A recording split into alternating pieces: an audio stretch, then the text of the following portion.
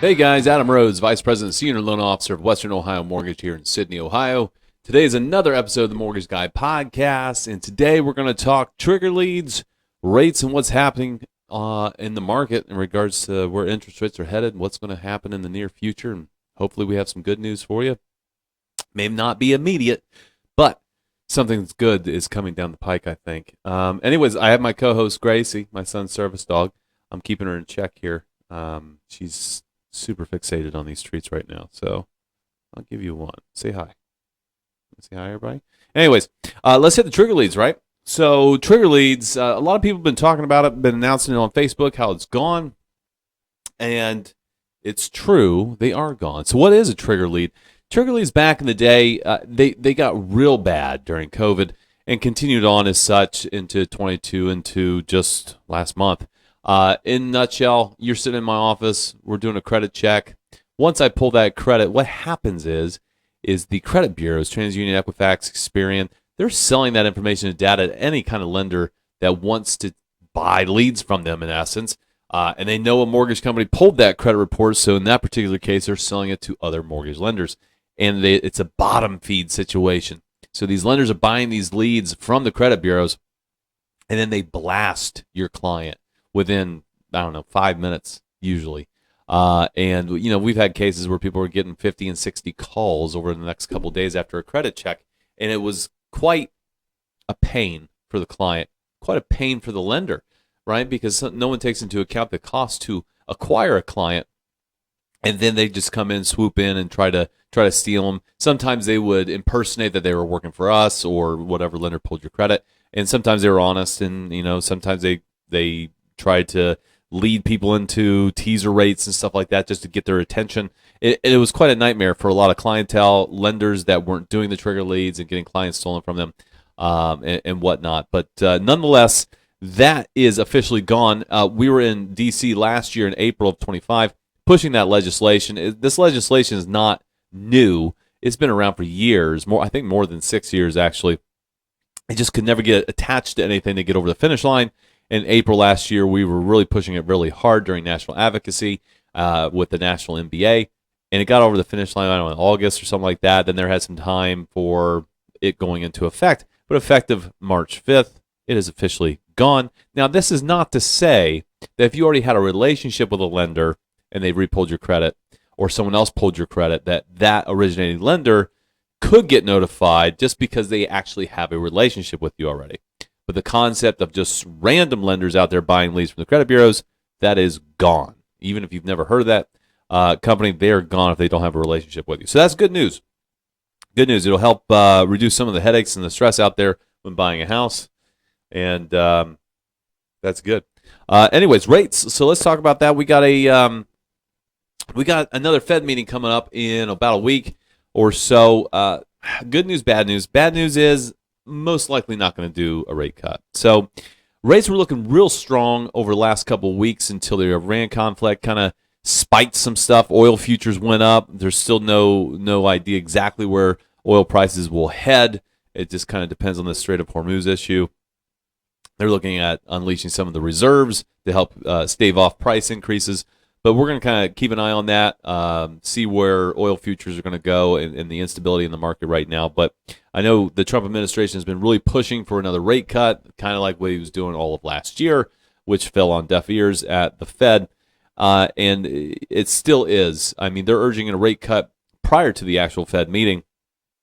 But it looks like the outlook from the Fed chair as well as the committee is they're trying not to take this approach of let's talk Fed cut every meeting, right? That expectation has led to some volatility in the market rates anyways, because anytime there's some talk of potential of a rate cut, right, our market adjusts for it. So we might have a better price today, and then if they don't cut the Fed or the Fed doesn't cut the rate at the meeting, we might see a rate increase because we reacted to news weeks ahead of time. So they're trying to push a little bit of a different narrative to make sure it takes a little bit of volatility out of the market. But expectations are rates will not be cut in the March Fed meeting, and a lot of it's just energy prices is huge.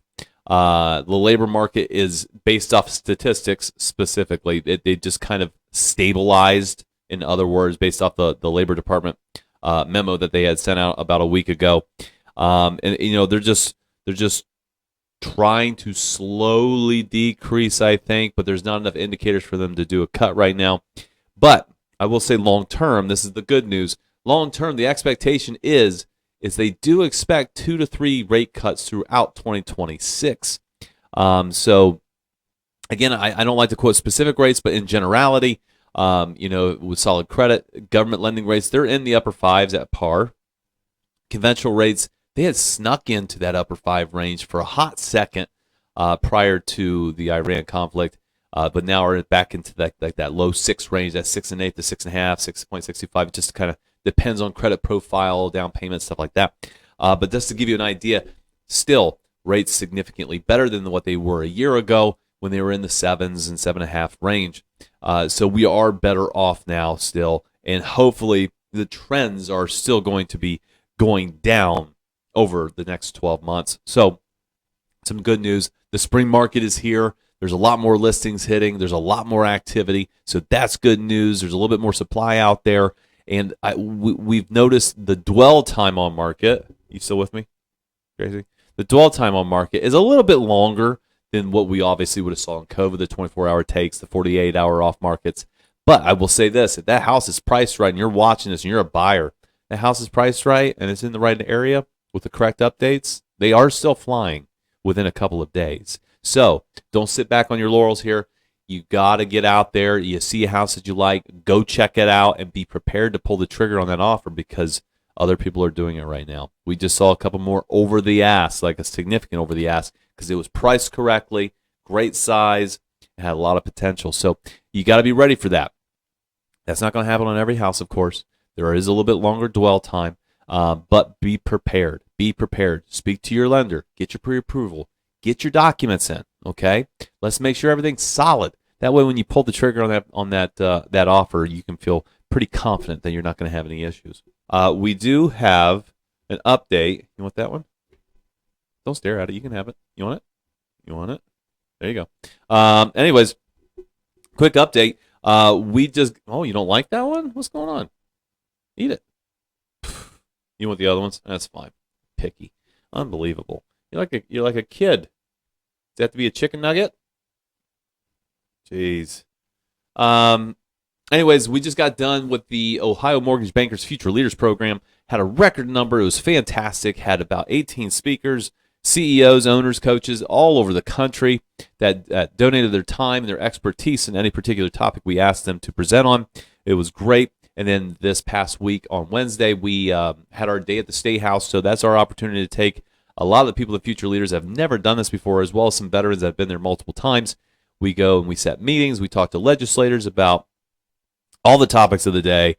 I specifically, I kind of talked too much, I think, but specifically focused in on property tax reform, what's going on, the likelihood of eradication of property taxes altogether, which is unlikely since there's a $24 billion shortfall. They're trying to figure that out. The people that introduced eradicating property taxes didn't even have a plan to fill the $24 billion gap. That's kind of a problem. So they're working on some solutions. We'll see. Not banking on that to happen, of course, but we also spoke about House Bill 58, which I think is an important one. There's actually something that hits home here that we saved a client's home, but the bill itself is to prevent tax liens against seniors, against their home, which is a big deal. And then we also talked about trying to figure out some of the conversations that are going on around these utility bill issues. AES, for example, other electric company providers also, bills have tripled. It's insanity. And there's a utility bill assistance package that's trying to go through, but specifically focusing on lower income. And I brought that discussion up. Hey, it's not just people under the poverty limit in the U.S. or in the state of Ohio, but this is a problem across the board. Even people with healthy finances, if your bill triples, goes from $300 a month to damn near $1,000, that's not sustainable.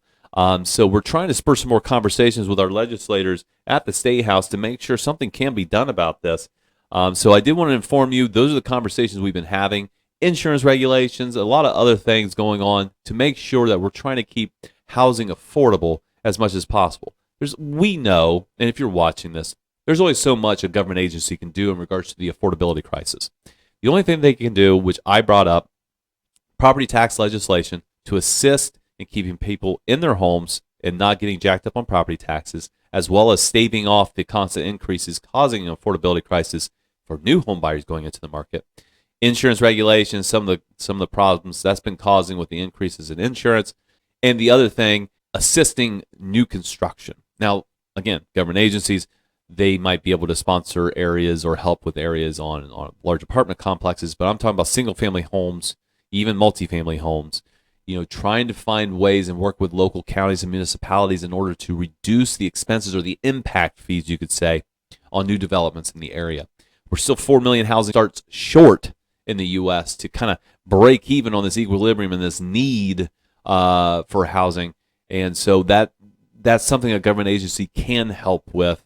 Again, they can't fix the price points, but things like that, pushing the market into more new construction to help bring up the supply and level out the playing field a little bit could naturally bring down prices slightly. Nothing huge, maybe 5%, but something that we discussed. So we at Western Ohio Mortgage are here. We got your back. We're doing everything we can to assist in the affordability crisis in the state of Ohio.